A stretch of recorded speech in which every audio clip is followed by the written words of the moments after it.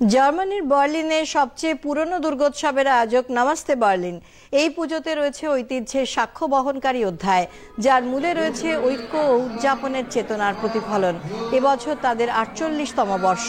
স্মৃতিচারণ করলেন অনেক প্রবীণ সদস্য।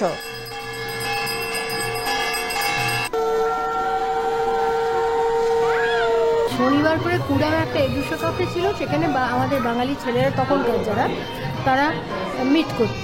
তখন সন্দীপ পাল বলে একজন ছিল, উনি বললেন যে উনি স্বপ্ন দেখেছেন আমরা বার্লিনে দুর্গাপূজা করছি। তখন সবাই বলে উঠলো করলেই হয়। সেই বললো, তখনই সবাই ঠিক করলো যে আমরা দুর্গাপুজো করব। আমি 81-এ এসেছি, আর ফার্স্ট পুজো এখানে এন্ডেশে ফেরাইন্সে ছিল, ইন্ডিয়ান ক্লাব, ওইখানে ফার্স্ট পুজোটা অর্গানাইজ করেছিল। আর তখন তো ভীষণ হোমসিক লাগতো, তাই পুজোটা খুব এনজয় করেছিল, খুব ভালো করে ওরা অ্যারেঞ্জ করেছিল।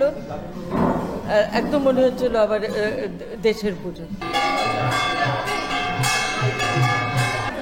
50 বছর প্রায় হতে চলেছে, এই কম কথা নাকি? হ্যাঁ, অর্ধ শতাব্দী ভাবা যায় বলো। হ্যাঁ, চলছে আমাদের হাতে তৈরি হওয়া একটা ঘটনা বা একটা নির্ঘণ্ট, সেটা এখনও 50 বছর ধরে চলছে। এটা তো গর্বের বিষয়।